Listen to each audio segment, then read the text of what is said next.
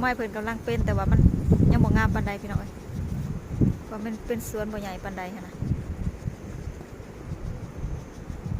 กำลังออกดอก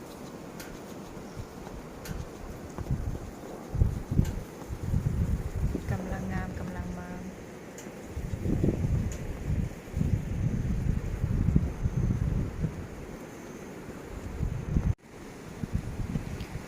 สบายดีอีกรอบเด้อพี่น้อง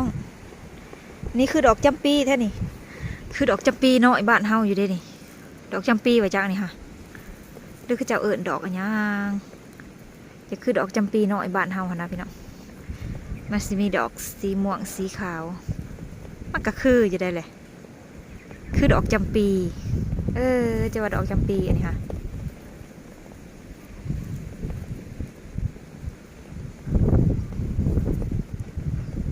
เฮ้ย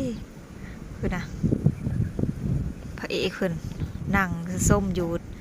สูงผุด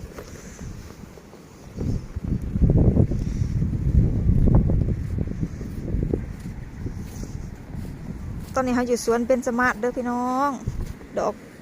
มูดอกยังอันนี้ค่ะมันคือดอกอันยังแต่ว่าบ้านเฮามันกับบ่มีดอกมีแต่พักเสียนลาย พักเสียนบ้านพักเสียนบ้านน้องไม้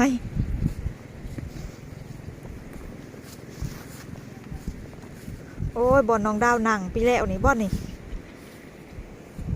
น้องดาวจ๋าบ่อนน้องดาวหนังได้นี่นะ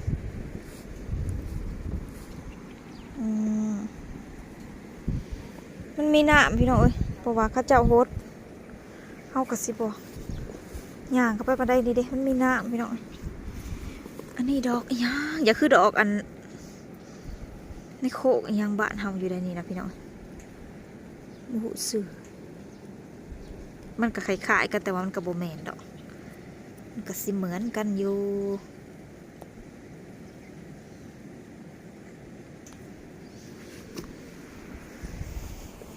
ดอกจำปีนี่หลายสุดเลยจักแม่นบ่แม่นเอิ้นเองแต่กับบ่แม่นดอกมันหักคือซื่อๆอันนี้ต้นอีหยังอันนี้นะพี่น้องมางามแท้นี่งามแท้ทางกลางจะคือดอกตะเวนดอกตะวันทานตะวัน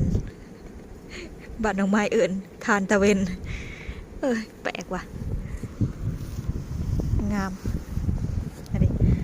งามอันนี้นี่สวนเบญจมาศเด้อพี่น้องปีแล้วนี่มากันหลายคนปีนี้บวกครบทีมเพราะว่าเพิ่นติดงานสาวสุปนีติดงานพี่น้องงามอะไร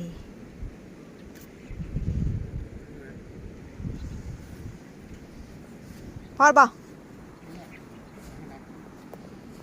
เขาเจ้าโฮดน้ำแล้วมันเปียกค่อยเลาะมาเลยเขาเจ้าโฮดน้ำมันเด้ก็เลยเปียกมีน้ำบ่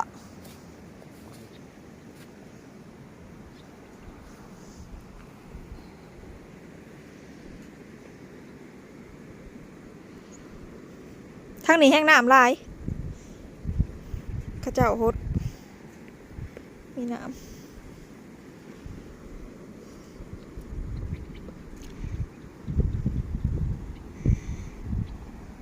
ป้ายชปจูไก่เธอลืมเห็นติดโขงคาเฟ่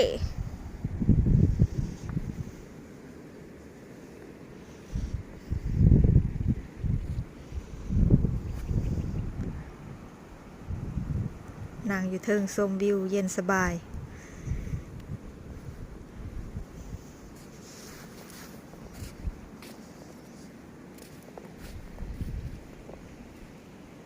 เปียกเขาจะหดมันเลยเปื่อน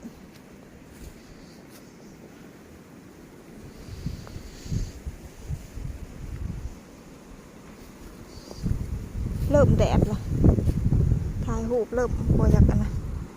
เริ่มบ่อยากงามละมันเป็นแสงนี่สีขาว จักเขาเจ้าเอิ้นดอกอิหยังอันนี้นะดมเหมือนกันเด้อหอมสีหอมๆเด้คล้ายๆอันคล้ายๆดอกคล้ายๆดอกไซเหินแต่ก็ขับค่ายแต่ก็บ่แม่นดอกมันกลิ่นมันหอม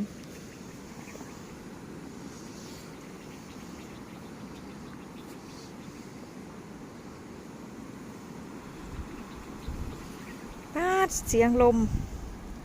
เสียงน้ำโตน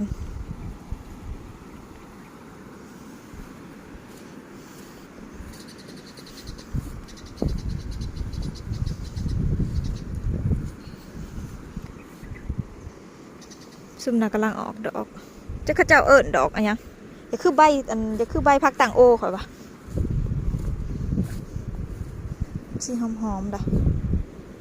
มันก็หอมไปกลิ่นของมันเลย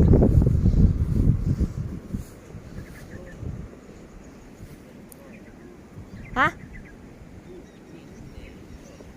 มันเป็นน้ำสีกล่อง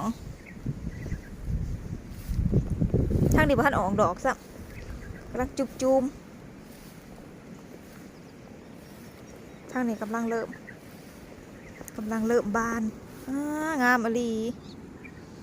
สีขาวผุดผ่องมากเลยงามคักนี่ดิกำลังออกดอกทางนี้มวนหนายังจุ่มอยู่กำลังสีผีดอกออกมานี่เป็นดอกสีขาวงามแหง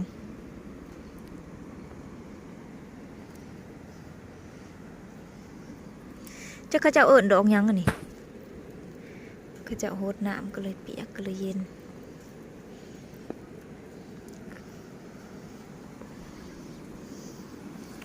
ถ่ายมันเป็นแดงๆวะ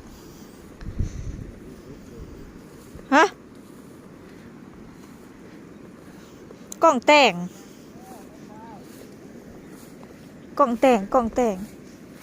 แดด ถือกล่องแต่งเลยปากแดงปานยังแล้วบ่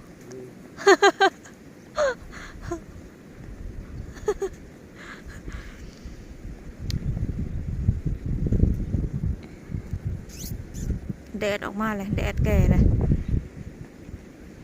ถ่ายรูปมันก็เลยอยากสะท้อนแสงคอยว่าดอกจำปีได้สีม่วงๆนะ